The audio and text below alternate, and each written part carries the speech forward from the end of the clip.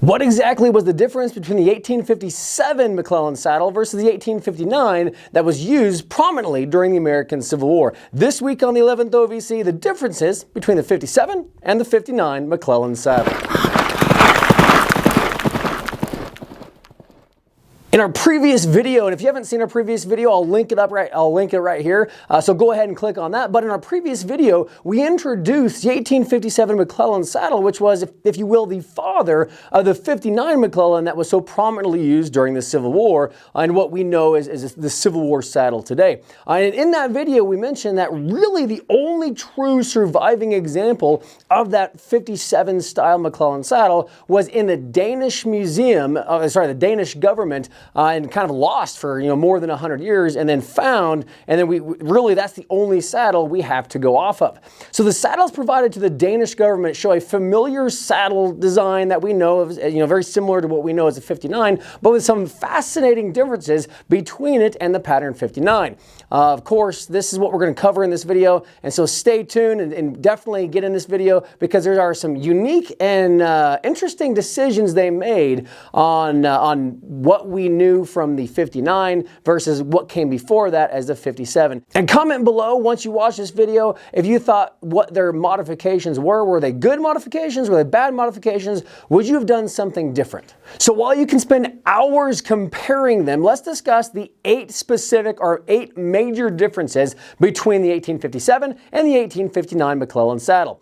First, a varnished black leather was applied all over the rawhide that covered the tree. Now, of course, it's kind of hard to tell from the black and white photos that we can show in this video, but apparently the reason they put that varnish on there is that the leather was of poor quality or may have just been too thin for the intended field use. But in the early reports of the field trials, before they actually really, produced a lot of these and then, of course, sent one of those examples to the Danish government, is that it indicated some significant wear at the top of the pommel and the top of the cantle. And what's interesting is to remedy this, the follow-on production after those trials of the 1857 saddles was improved with a brass binding on the pommel and, of course, a brass binding on the cantle to reduce the wear on those high wear areas, of course, especially when they're wet. Now, the reason I find this interesting is there's a few Civil War images of these kind of a similar brass binding on the 59 McClellans, but of course those were on either the kind of more officer type saddles or quote-unquote private purchase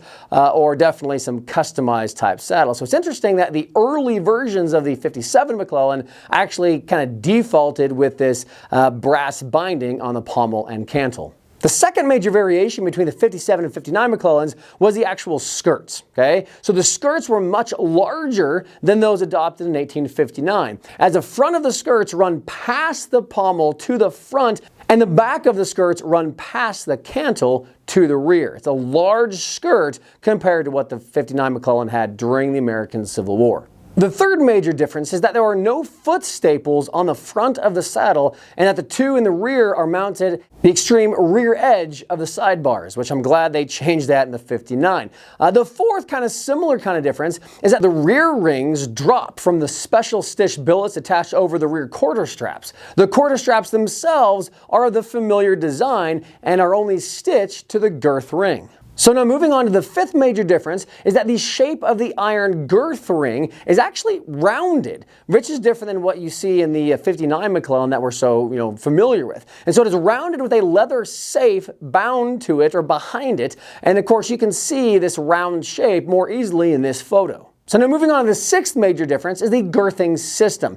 Now the actual detail, the construction of the 57 girth is actually slightly different from the 59 girth, but the actual system adopted for the 1859 that we are so familiar with is pretty much the same. So there's a slight difference in the girth itself, both in the details, the construction, some of the stitching, but as far as actually how to secure it and girth your horse, that remained the same and carried through to the 1859 pattern that we're so familiar with. So more specifically, the blue wool and leather girth has a large square end securing the iron hardware. Close inspection of this photo that's actually reversed allows us to see that the large D-ring is held by the leather chape just above the iron buckle. So as many of you know, the purpose of the D-ring was to take several loops of the long latigo type girth billet, stitched of course to the O-ring, then to drop it to the buckle below and be secured there. Now, of course, this obviously isn't a difference between the 57 and 59, as the 59 was similar to this as well. But the reason I'm bringing this up is that this is a very important change in the concept from the U.S. military girthing system before then. That is what was used, the English and European style of billets, descending from the saddle being buckled to the girth of a fixed length.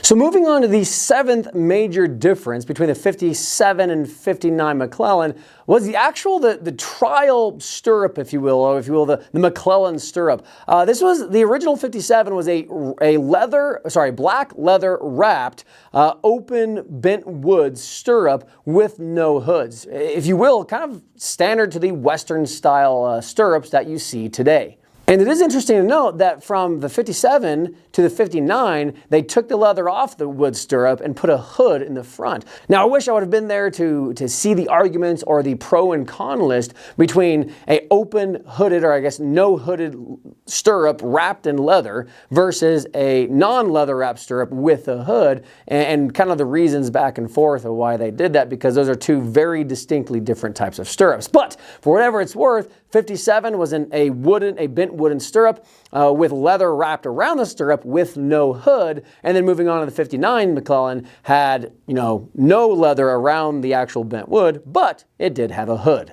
So for whatever it's worth, there's difference number 7. And lastly, the eighth major difference, in fact, I would say one of the most obvious variances between the 57 and then of course the later fully adopted 59 McClellan saddle, was these saddlebags. As you can see in this photo, they're significantly different than the saddlebags ultimately adopted in the 59 version. And what's interesting is that McClellan stated to then Secretary Davis that the saddlebag design offered was styled after those of the French chasseurs. This concept was an improvement over the old valise system. The bags are oriented to fit against the rear of the saddle cantle, and the long straps would pass immediately through to the rear of the cantle mortises, which were the coat strap slots. Then they return over the cantle and over the top of the bags, buckling twice. The tops or the covers of the bags were secured with a single buckled strap as well. This obviously was either too different for the powers that be, or too unique, or obviously maybe there's some issues that we're not aware of, but obviously it did not make it to the 59 Civil War era saddles.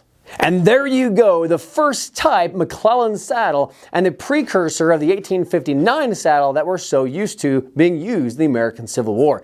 Did the early Mac saddle have features that you wish stayed?